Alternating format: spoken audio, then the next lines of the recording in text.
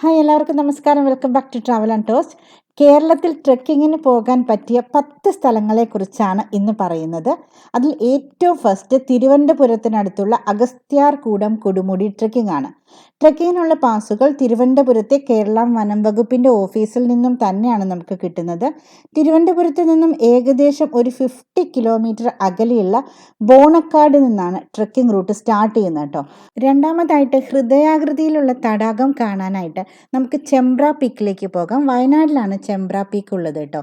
Meppadi forest ഓഫീസിന്റെ അനുമതിയോടുകൂടി മാത്രമാണ് നമുക്ക് ട്രെക്കിംഗ് നടത്താൻ പറ്റുള്ളൂ കേട്ടോ. ചെമ്പ്ര കൊടുമുടിയുടെ മുകളിലേക്ക് ഒരു 3 മണിക്കൂർ യാത്രയുണ്ട്. 10 പേരടങ്ങുന്ന ഒരു ഗ്രൂപ്പിന് 500 റുപ്പീസും ഇന്റർനാഷണൽ ടൂറിസ്റ്റുകൾക്കാണെങ്കിൽ ഒരു ഗ്രൂപ്പിന് 1000 റുപ്പീസുമാണ് നിരക്ക്. ചെമ്പ്ര പീക്കിന്റെ ട്രെക്കിങ്ങിന്റെ ആകെ ഡിസ്റ്റൻസ് എന്ന് പറയുന്നത് 4.5 കിലോമീറ്റർ ആണ്.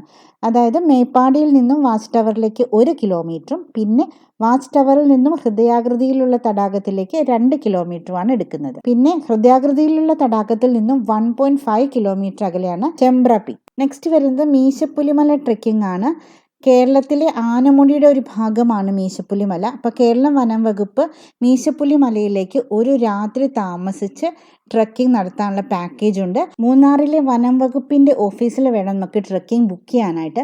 വളരെ സാഹസികമായ പാതയായ റോഡോ താഴ്വരയിലൂടെയാണ് കേട്ടോ ട്രെക്കിംഗ് പാതകൾ പോകുന്നത്. അപ്പോൾ ട്രെക്കിംഗ് ബുക്ക് ചെയ്യുന്ന എല്ലാവർക്കും ക്ലൗഡ് ടോപ്പിന് നടുവിലുള്ള റോഡോ മാൻഷനിൽ നമുക്ക് സ്റ്റേ ചെയ്യാം. ഒരു 8 മണിക്കൂർ കഠിനമായ ട്രെക്കിംഗ് ആയതുകൊണ്ട് നമ്മൾ അതിനുള്ള എല്ലാ പ്രിപ്പറേഷനും ചെയ്തിട്ട് വേണം പോകാനായിട്ട്. മീശപ്പുലിമല ട്രെക്കിങ്ങിന് പോകുമ്പോൾ നമുക്ക് അതിമനോഹരമായ തേയിലത്തോട്ടങ്ങളുടെ കാഴ്ചകളുമെല്ലാം ആസ്വദിക്കാം. അടുത്തതായിട്ട് പാലക്കാടുള്ള ധോണി ഹിൽസ് ട്രെക്കിംഗ് ആണ്. ധോണി വാട്ടർഫോളിലേക്കാണ് ഈ ട്രെക്കിംഗ് റൂട്ട് പോകുന്നത്. ഒരു 4 കിലോമീറ്റർ സഞ്ചരിച്ചാണ് ഈ വാട്ടർഫോളിലേക്ക് എത്തുന്നത് കേട്ടോ. അപ്പോൾ കുന്നും മലയൊന്നും കയറണ്ട, വളരെ പതുക്കെ പ്രകൃതി ഭംഗിയൊക്കെ ആസ്വദിച്ച് നമുക്ക് പോവാം. ഒരാൾക്ക് 100 റുപ്പീസ് എന്നുള്ളൊരു മിനിമം ചാർജ് ഉണ്ട്. 9:30, 11, 2 അങ്ങനെ 3 സ്ലോട്ടുകളാണുള്ളത്. നമ്മുടെ കൂടെ ഒരു ഗൈഡിനെയും കൂടി അയക്കും. പ്രകൃതി സൗന്ദര്യം ആസ്വദിച്ചുകൊണ്ടുള്ള അതിമനോഹരമായ ഒരു ട്രെക്കിംഗ് ആണ് ധോണി വാട്ടർഫോൾസിലേക്കുള്ളത്. നെക്സ്റ്റ് നമ്മൾ പാലക്കാടുള്ള silent valley national park trekking ആണ്.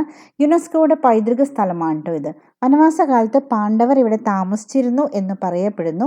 1.5 കിലോമീറ്റർ ദൂരത്തേക്ക് ട്രെക്കിങ്ങിന് 400 റുപ്പീസ് ആണ് ഈടാക്കുന്നത്. ഒരുപാട് ട്രെക്കിംഗ് ഓപ്ഷൻസുകൾ ഉണ്ട് കേട്ടോ. ഫെബ്രുവരി, മാർച്ച് മാസങ്ങളിൽ silent valley national park close ആയിരിക്കും. അപ്പോൾ അത് നോക്കിയിട്ട് വേണം കേട്ടോ ട്രെക്കിങ്ങിന് വരാനായിട്ട്.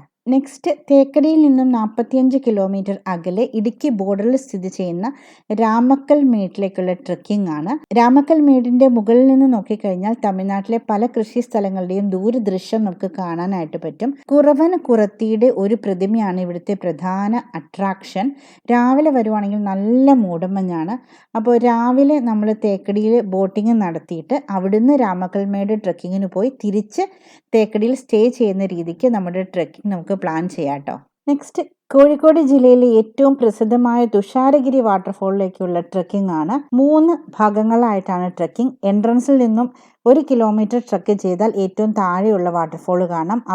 അവിടുന്ന് വനത്തിനുള്ളിലൂടെ ട്രെക്കിംഗ് ചെയ്താലാണ് ബാക്കി 2 പോയിന്റിലേക്ക് നമുക്ക് എത്താൻ പറ്റുക. 8:30 AM ട്രെക്കിംഗ് സ്റ്റാർട്ട് ചെയ്യും. സെപ്റ്റംബർ മുതൽ നവംബർ വരെയാണ് മെയിൻ ആയിട്ടും ട്രെക്കിങ്ങിന് ഏറ്റവും നല്ല സമയം. മഴക്കാലത്ത് ഇവിടെ ട്രെക്കിംഗ് ഉണ്ടാവില്ല, പലപ്പോഴും വാട്ടർഫോൾ ക്ലോസ് ആയിരിക്കും. അഗസ്ത്യാർകൂടം പോലെ തന്നെ മറ്റൊരു മനോഹരമായ ട്രെക്കിംഗ് പാതയാണ് തിരുവനന്തപുരത്തുള്ള പൊന്മുടി ട്രെക്കിംഗ്. തിരുവനന്തപുരത്ത് നിന്നും 60 കിലോമീറ്റർ അകലെയാണ് പൊന്മുടി. പൊന്മുടിയിലേക്കുള്ള വഴിയിലും ട്രെക്കിംഗ് പാതകളും എല്ലാം അതിമനോഹരമാണ്. അതുകൂടാതെ തന്നെ വരയാട് മൊട്ടയിലും സീതാ തീർത്ഥത്തിലും ഒക്കെ ട്രെക്കിംഗ് ക്യാമ്പുകൾ ഉണ്ട് കേട്ടോ. കേരള വനം വകുപ്പാണ് ട്രെക്കിംഗ് നടത്തുന്നത്. ചെക്ക് പോസ്റ്റിൽ ചെന്ന് കഴിഞ്ഞാൽ നമുക്ക് ടിക്കറ്റ് വാങ്ങാം. പൊന്മുടിയിൽ ട്രെക്കിംഗ് നടത്താനായിട്ട് ഏറ്റവും പറ്റിയ സമയം നവംബർ മുതൽ മാർച്ച് വരെയാണ്. നെക്സ്റ്റ് നെല്ലിയാമ്പതി ട്രെക്കിംഗ് ആണ്. പാലക്കാടാണ് നെല്ലിയാമ്പതി ഉള്ളത് കേട്ടോ.